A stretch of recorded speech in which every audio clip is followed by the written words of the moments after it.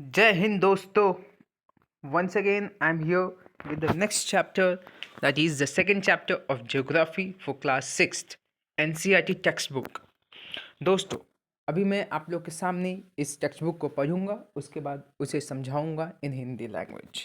Late us begin. Chapter 2, globe, latitudes and longitudes. In the previous chapter, you have read that our planet Earth is not a sphere. It is slightly flattened at the north and the south poles and bulges in the middle. Can you imagine how it looks? You may look at a globe carefully in your classroom to get an idea. Globe is a true model, that's miniature form of the earth. Okay, you can see in the figure 2.1.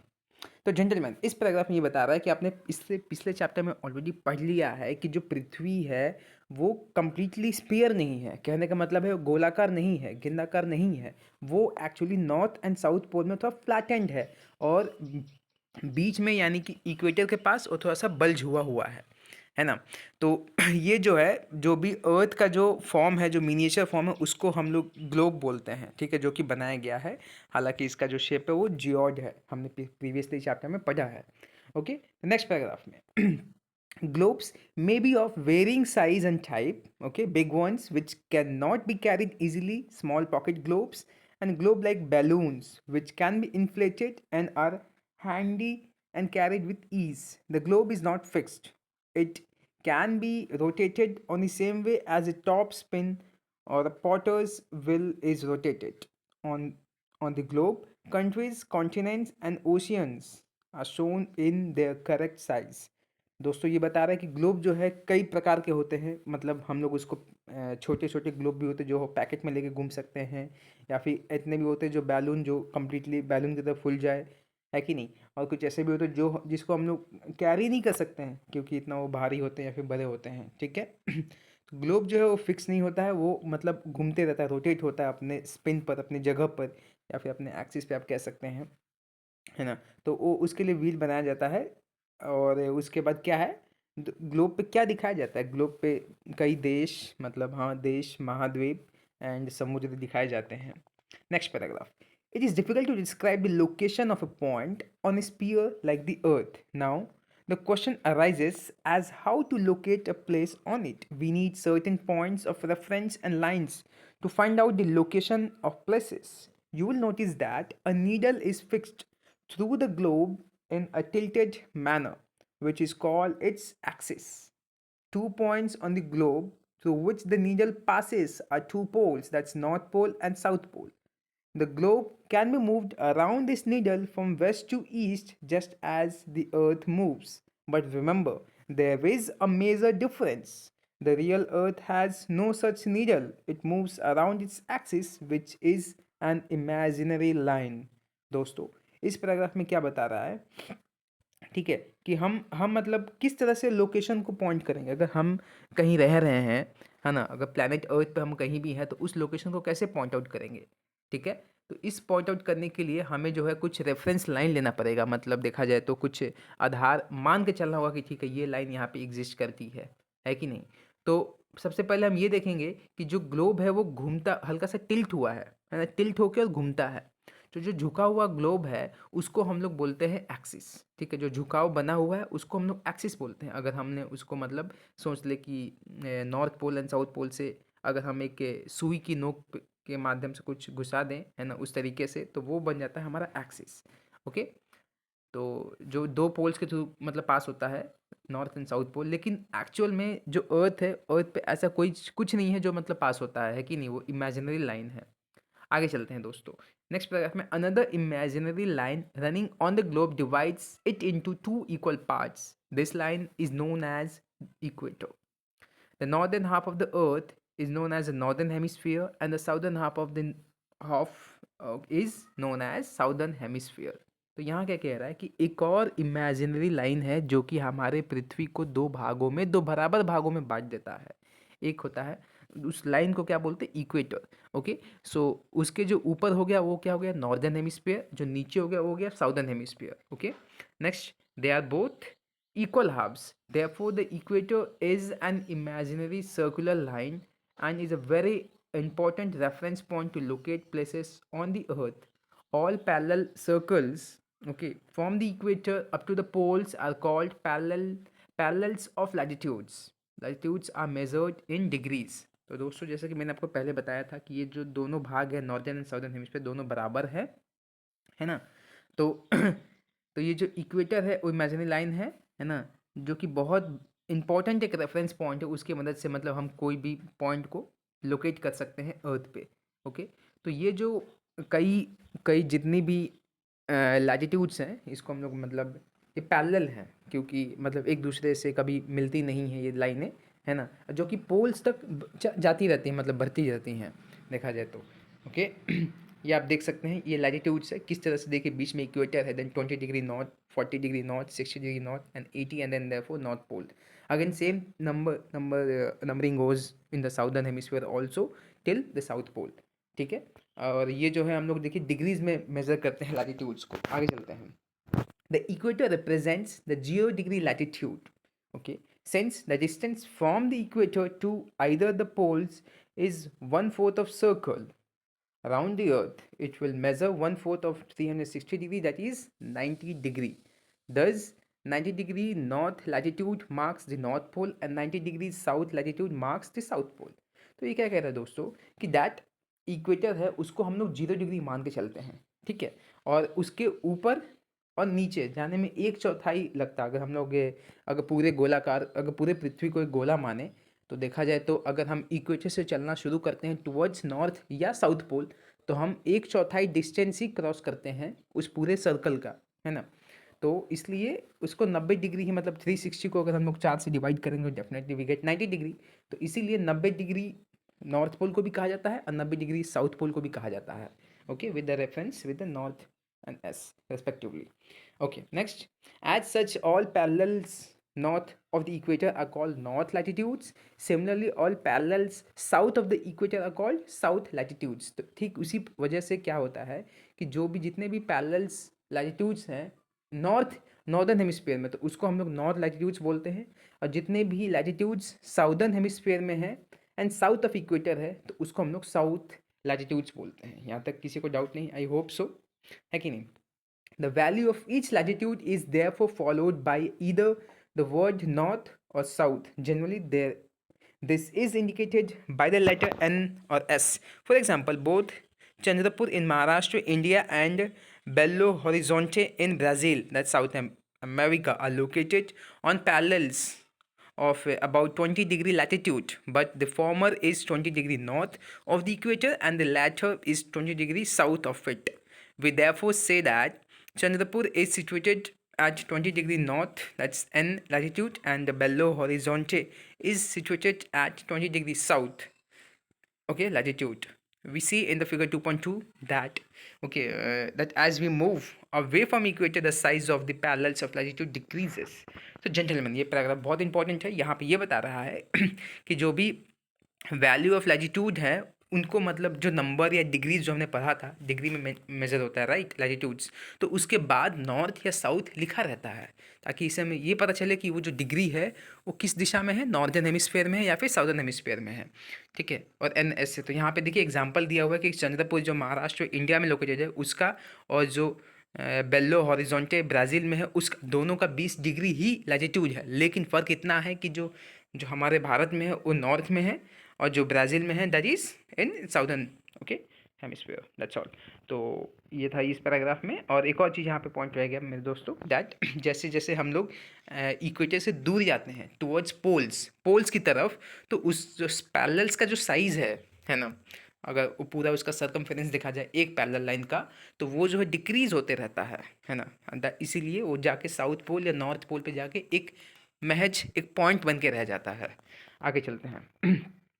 Important parallels of latitudes. Okay, so besides equator that's 0 degree, the north pole 90 degree north, okay, and south pole 90 degrees south, there are 4 important parallels of latitudes.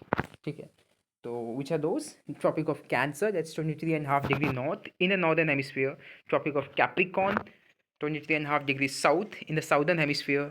And the Arctic Circle at 66.5 degree north of the equator. Antarctic circle at 66.5 south of the equator. तो दोस्तों ये कह रहा है कि equator and north poles and south pole, ये तीनों के अलावा और भी 4 अन्य इंपॉर्टेंट पैरेलल लाइंस या फिर लैटिट्यूड्स हैं। वो कौन कौन से? तो पहला है ट्रॉपिक ऑफ कैंसर, जिसका 23.5 डिग्री नॉर्थ है, मतलब उसका लोकेशन कह सकते हैं। And tropic of Capricorn, that's 23.5 degree south, okay, and then Arctic Circle 66.5 degree north of the equator, and then Antarctic Circle at 66.5 degree south। आप इस पिक्चर में देख सकते हैं सेम चीज़ को मेंशन किया गया है। साउथ पोल नॉर्थ, देखिए Antarctic circle, tropic of Capricorn, equator, tropic of cancer, Arctic circle and their north zone. आप देख सकते हैं frigid zone, north temperate zone, इसके बाद हम लोग बाद में देखेंगे torrid zone and then south temperate zone and frigid zone. That's all दोस्तों, चलते हैं नेक्स्ट पेज में। या नेक्स्ट पेज में जो हमने बोला कि बाद में बात करेंगे वही आ गया। It's about the heat zones of the earth. Okay, so let's talk in detail on this part. The midday sun is exactly overhead at least once a year on all latitudes in between the Tropic of Cancer and the Tropic of Capricorn. This area therefore receives the maximum heat and is called torrid zone. दोस्तों आप इस वापस आप यहाँ पे आके देख सकते हैं 23.5 डिग्री नॉर्थ से लेकर 23.5 डिग्री साउथ तक देखिए, इसको टॉरिड जोन कहते हैं, क्योंकि इसी जगह में ये बोल रहा है कि सबसे ज़्यादा यहीं पे सूरज का ताप रहता है। ओके तो इसीलिए आगे चलते हैं। The mid day sun never shines overhead on any latitude beyond the tropic of cancer and the tropic of Capricorn. The angle of the sun's rays goes on decreasing towards the pole. As such, the areas bounded by the tropic of Cancer and the Arctic Circle in the northern hemisphere and the tropic of Capricorn in the Antarctic Circle in the southern hemisphere have moderate temperature. These are therefore called temperate zones.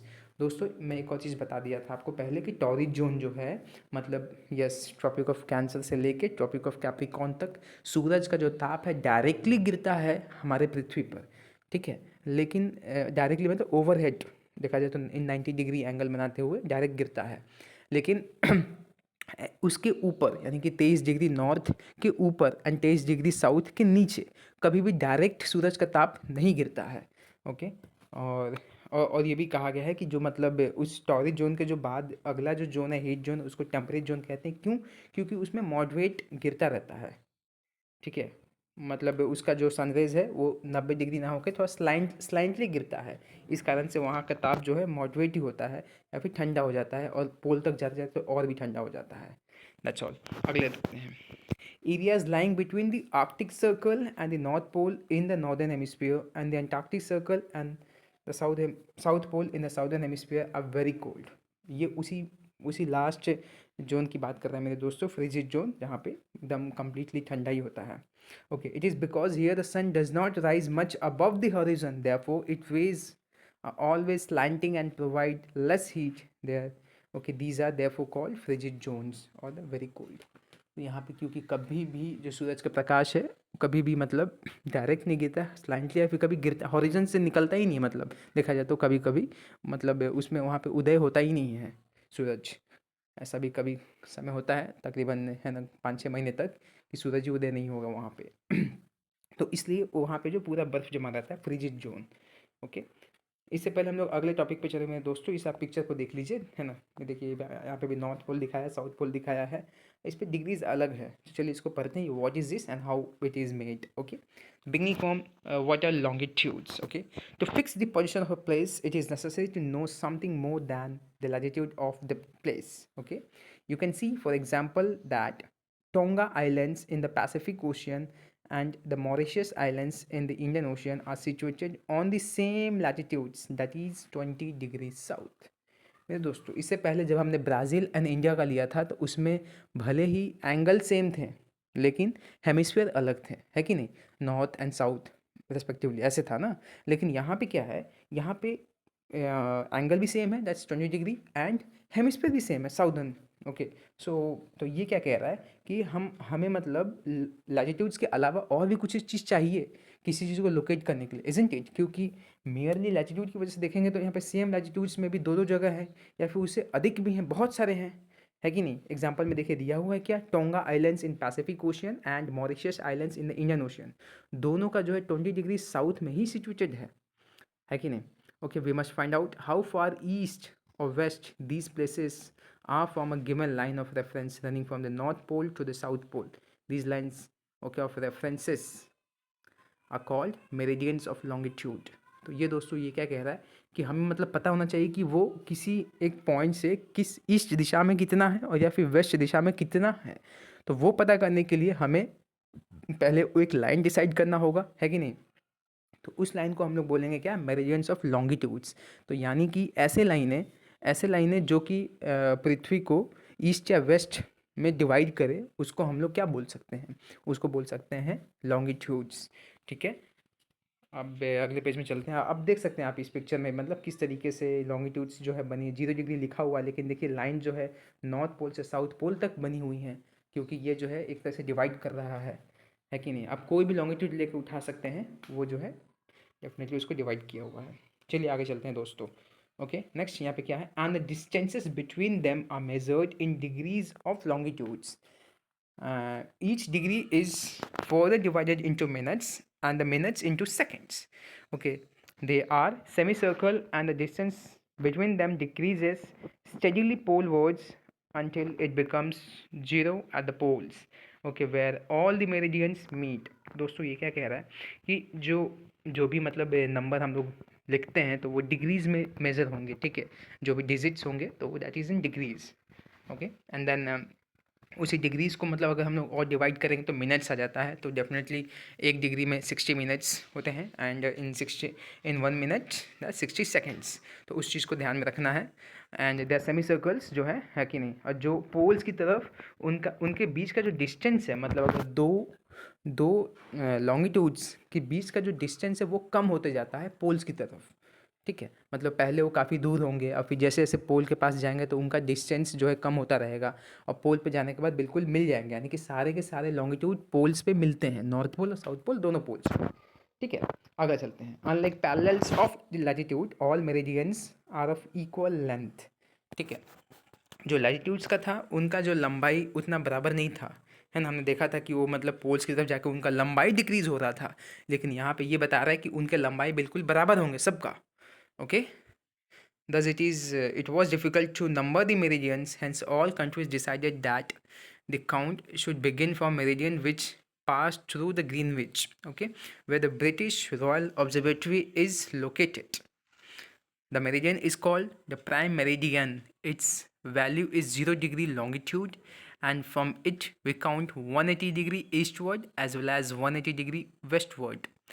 The prime meridian and the 180 degree meridian divide the earth into two equal halves, the eastern hemisphere and the western hemisphere. Therefore, the longitude of a place is followed by the letter E for the east and W for the west. It is, however, interesting to note that 180 degree east and 180 degree west meridians are on the same line. Okay दोस्तों, इस paragraph में देखिए बहुत important चीज़ बताया है। ये बताया है सबसे पहले ये था कि हाँ जो भी लैटिट्यूड्स लॉन्गिट्यूड्स हैं तो वो क्या है, बराबर हैं, लेकिन उनकी लंबाई बराबर है।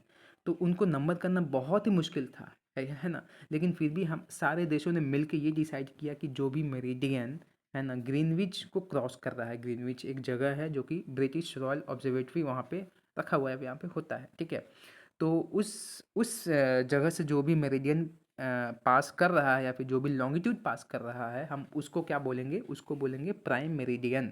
ठीक है, और उसका हम लोग एंगल दे देंगे 0 degree, and that 0 degree longitude यहाँ पे दिया हुआ है। और उसके बाएं तरफ से हम लोग काउंट करेंगे 180 और उसके दाहिने तरफ भी हम लोग काउंट करेंगे 180। तो अगर बाएं जाएंगे तो हो जाएगा वेस्ट एंड दाहिने जाएंगे तो हो जाएगा ईस्ट, है कि नहीं। तो 180 और इस तरीके से क्या होगा कि जो प्राइम मेरिडियन होगा और 180 जो है मतलब मज़े की बात ये है दोस्तों कि वेस्ट से भी हम 180 जाएँ या फिर ईस्ट से 180 जाएँ, दोनों एक पॉइंट पर ही आते हैं या फिर एक मेरिडियन पर ही आता है। और यानी कि वो 180 188th मेरिडियन और 0 डिग्री मेरिडियन जो है बिल्कुल एक दूसरे के आमने सामने होंगे। तो इस तरीके से ये जो है ग्लोब को एक तरह से दो बराबर भागों में बांट रहा है। ठीक है, यही इस पैराग्राफ में बताया है। दैट्स ऑल दोस्तों, अब आगे चलते हैं। Okay, now look at the grade of the parallels of latitude and meridians of longitudes. Okay, on the globe you can locate any point on the globe very easily. Okay, if we know its latitude and longitude, for example, Dhubri in Assam is situated at 26-degree north latitude and 90-degree east longitude. Okay, find out the point where these two lines cut each other. Okay, that point will be the location of Dhubri. तो दोस्तों ये क्या कह रहा है कि ये जो ग्लोब बना हुआ आपने देखा है, ग्रिड है ये एक्चुअली, ये जो ऊपर वाला जो गोल है ये ग्रिड है। तो ये ग्रिड में देखिए किस तरीके से मतलब दोनों को मिला दिया है, the parallels of latitudes and meridians of longitudes, उनको मिला के एक तरह से ग्रिड बन गया है कि नहीं। तो यही सेम चीज़ देखिए नीचे वाले इसमें फोटो में दिखा दिया है, इस पिक्चर में दिखाया हुआ है कि मान के चलते हैं कि किस तरीके से हम लोकेट कर सकते हैं एक्स या वाई एक्सिस मानकर, है ना। अब इस पैराग्राफ में क्या बोल रहा है कि हम लोग जब देखते हैं कि कोई एक जगह का नाम दिया एग्जांपल में, दैट इज़ धुबरी जो असम में है, तो वो जो 26 डिग्री नॉर्थ उसका लैटिट्यूड है एंड 90 डिग्री ईस्ट उसका लॉन्गिट्यूड है। तो हम डेफिनेटली देखेंगे कि ठीक है कौन सा लॉन्गिट्यूड आ रहा है उसको पॉइंट करेंगे, है ना। देन लैटिट्यूड दोनों का जो जंक्शन होगा यानी कि दोनों जहाँ पे मिलेंगे उस प्लेस को हम लोग बोलेंगे धुबरी, ठीक है।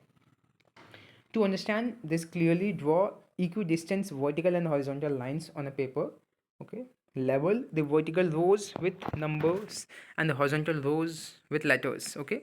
Draw some small circles randomly on points where these horizontal and the vertical lines intersect each other. Okay. Name these lines, okay, circles as A, B, C, D, and E. Okay. Let the vertical lines represent east longitude and the horizontal lines as north latitudes. ठीक है दोस्तों, now you will see that the circle A is located at B degree north, है ना, and 1 degree east latitude. Find out the location of other circles. तो that's all दोस्तों, इसमें ये क्या बताया इस पैराग्राफ में कुछ खास नहीं है, बस ये एग्जाम्पल के माध्यम से आपको सिखाना चाह रहा है, बताना चाह रहा है कि किस तरीके से लोकेशन ऑन दी अर्थ है वो कैसे डिसाइड हुआ है, ठीक है। तो यहाँ पे एग्जाम्पल में देखिए ए बी सी डी ले लिए हैं और लाइन बना दिए हैं, 1 2 3 4 नंबर दे दिए, ए बी सी डी दे दिए हैं, जो भी दो लाइनें जहाँ पे मिल रही हैं उसको हमने मान लिया है। ये जो ए बी सी डी हैं ये क्या है, ये हैं हमारे क्या, दे आर द लैटिट्यूड्स, है ना। ए बी सी डी ई जो है कैपिटल्स में तो वो हमारे लैटिट्यूड्स हैं, और 1 2 3 4 जो हैं वो क्या हमारे लॉन्गिट्यूड्स हैं। तो लैटिट्यूड्स इसमें भी खास करके क्या नॉर्दर्न लैटिट्यूड्स की बात कर रहा है। तो देखिए यहाँ पे इसीलिए एग्जांपल में जो ए का लोकेशन क्या हो गया, B degree north latitude and 1 degree east longitude. So अगर हम लोग बी को देखते हैं तो बी तो सबसे पहले हम लोग क्या करेंगे, अगर अगर आप स्मॉल लेटर बी की बात कर रहे हैं, let's look for the small letter B, तो उसको देखेंगे तो देखेंगे कि वो जो है डी पर भी आ रहा है और 1 पे भी आ रहा है, तो पहले हम लोग डी लिखेंगे, है ना। तो डी डिग्री नॉर्थ इसका लैटिट्यूड हो गया एंड 1 डिग्री ईस्ट इसका लॉन्गिट्यूड हो गया। अगेन सी को देखेंगे तो C is nothing but C degree north and 3 degree east, correct. And again D को देखेंगे तो E degree north and 3 degree east. Again 4 को देखेंगे मतलब जो स्मॉल ई जो है तो वो कहाँ आएगा, तो B degree north and 4 degree east. This are the location of other small letters A B C D E. Small letters की बात करिए दोस्तों, यहाँ पे कंफ्यूज मत हो जाइएगा क्योंकि कैपिटल लेटर्स में भी लिखा हुआ है। आगे चलते हैं। तो this is the complete the map of, है ना, shown the time zones of the world. आप इसको बेशक देख सकते हैं, है ना, अपना वीडियो पॉज करके आप देख सकते हैं किस तरीके से मतलब यहाँ पे डिवाइड हुआ है। देख सकते हैं दोस्तों, ये जो है यहाँ पे ग्रीनविच है 0 डिग्री, और इसके इस तरफ देख रहे हैं प्लस प्लस करके दिया गया है, +1 +2, एंड वेस्ट की तरफ माइनस माइनस, है ना, -1 -2 ऐसे। तो इसको हम लोग अगले पेज में देखेंगे क्यों प्लस और माइनस हुआ है। आगे है दोस्तों longitude and time. So longitude क्यों इंपॉर्टेंट है एक्चुअली, लैटिट्यूड्स तो समझ सकते हैं वो तो हीट जोन्स को दिखाता है, दर्शाता है। तो लॉन्गिट्यूड्स है वो डेफिनेटली वो जो है टाइम जोन्स को बनाता है या फिर बताता है हमारे प्लानट अर्थ पे। चलिए देखते हैं उसको, longitude and time. The best means of measuring time is by the movement of earth, the moon, and the planets. Okay, the sun regularly rises and sets every day naturally.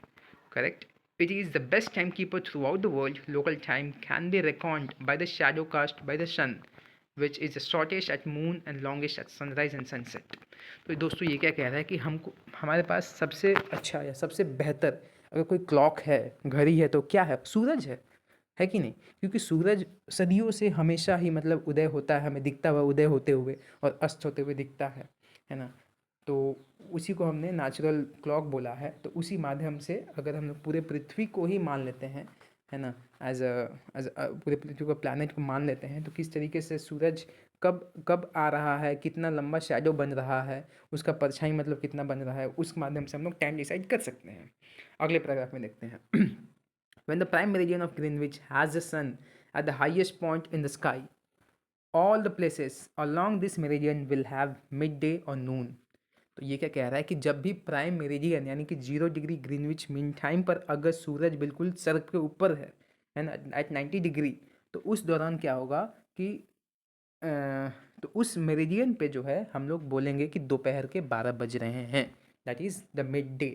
Okay, as the earth rotates from west to east. दोस्तों ये आपको जानना होगा कि हमारा जो पृथ्वी है वो वेस्ट टू ईस्ट रोटेट करता है, घूमता है ना।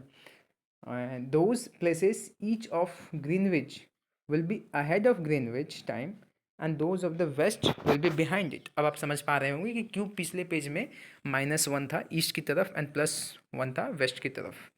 आई मीन सॉरी, -1 था वेस्ट की तरफ एंड +1 था ईस्ट की तरफ, है ना। तो ये क्या कह रहा है कि दोस्तों कि जो भी प्लेसेस ईस्ट की तरफ हैं तो वो ग्रीनविच मीन टाइम से आगे होंगे, उनका समय जो है आगे होगा, क्योंकि सूरज जो है उसी की ओर, मतलब उस वेस्ट टू ईस्ट घूम रहा है कि नहीं। एंड जो वेस्ट में है वो पीछे होंगे, समय के पीछे होंगे, ठीक है।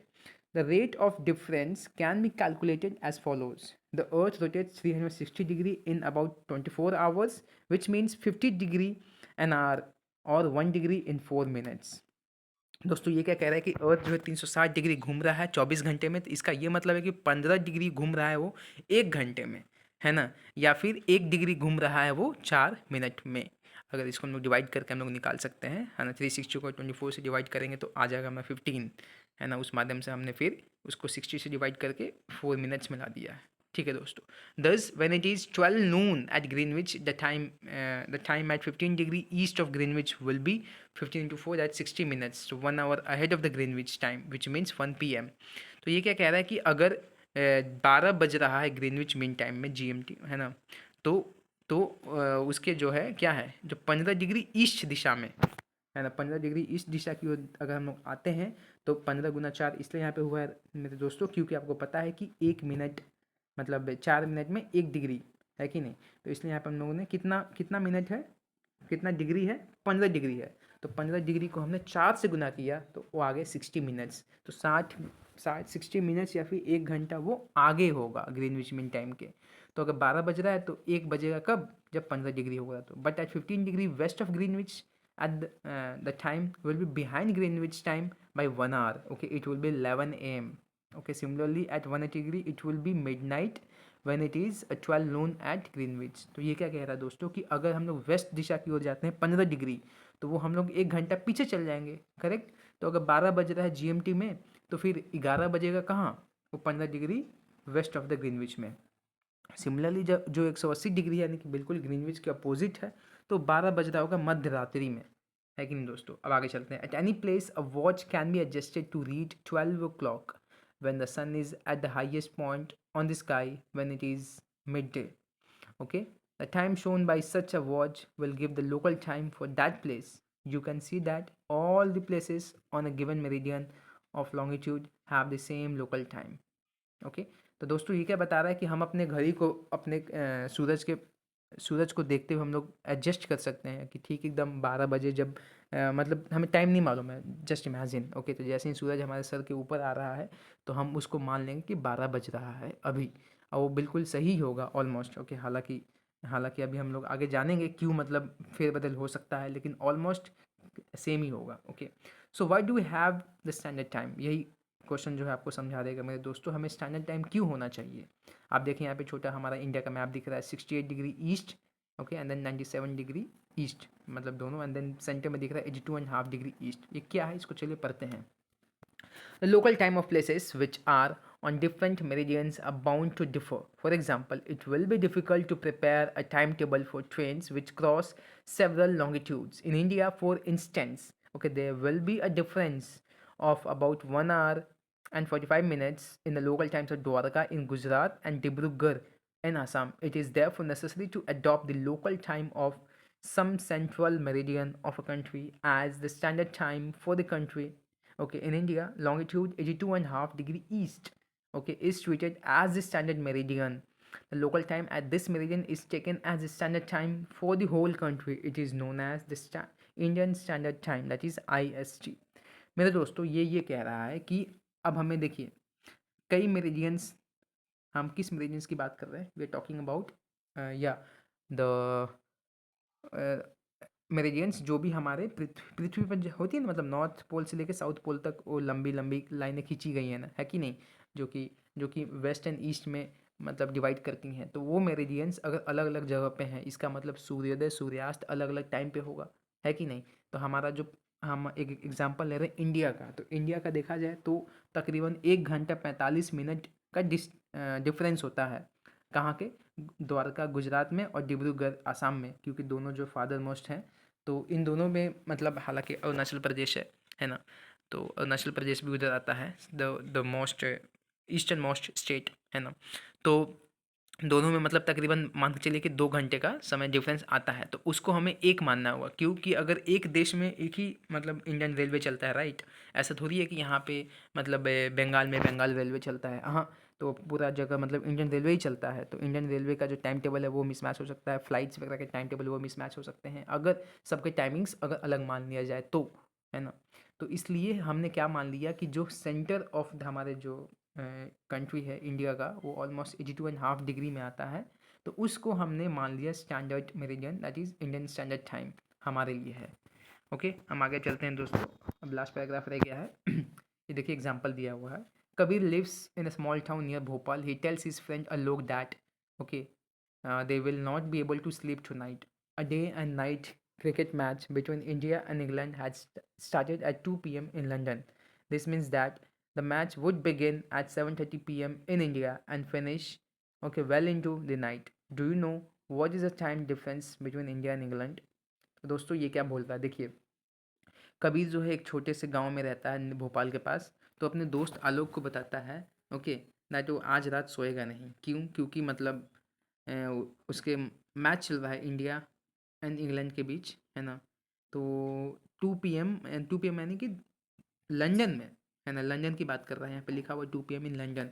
तो लंदन में 2 बजे दोपहर में, इनफैक्ट 2 p.m. मतलब दोपहर ही हो जाता है ना, तो उस वक्त मैच शुरू हुआ है। तो उसको क्या है कि उसको मतलब अगर देखा जाए तो अगर 2 बजे दोपहर हैं, तो हमारे भारत में कितना टाइम हो रहा होगा, that will be 7:30 p.m.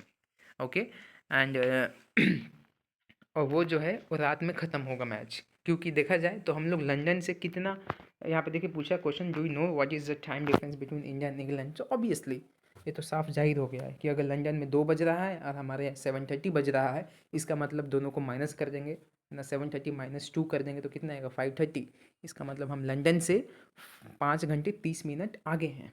Okay, so India located east of Greenwich at 82 and 30 degree east is 5 hours and 30 minutes ahead of GMT. देखिए दोस्तों ये यहाँ पे जवाब दे दिया।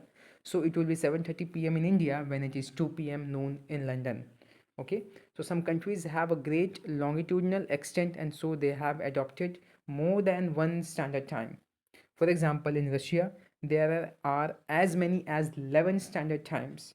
The Earth has been divided into 24 time zones of 1 hour each. Each zone thus covers 15 degree of longitudes. तो ये क्या बोल रहा है मेरे दोस्तों कि कुछ ऐसे भी देश हैं, खैर हमारा देश तो मतलब देखा जाए 2 पॉइंट में 2 घंटे का डिफरेंस है, तो कोई ऐसे भी देश होंगे जो काफ़ी मतलब एक्सटेंट में लंबे होंगे टुवर्ड्स ईस्ट एंड वेस्ट, मतलब खींचे हुए होंगे, तो उनमें टाइम वेरिएशंस भी काफ़ी ज़्यादा होगा, है कि नहीं। तो इसलिए वो लोग जो हैं एक से अधिक स्टैंडर्ड टाइम बनाए रखते हैं अपना। जैसे कि एग्जांपल में दिया है कि रशिया का, तो रशिया में तकरीबन 11 स्टैंडर्ड टाइम जोन्स हैं, हमारे यहाँ एक है, उनके बाद 11 है, ठीक है। पूरे पृथ्वी पर देखा जाए तो 24 टाइम जोन्स हैं, 1 घंटे का मतलब अगर डिफरेंस ले लेके, क्योंकि 24 घंटे लगते हैं ना पूरे पृथ्वी को एक चक्कर घूमने में अपने कक्ष पे।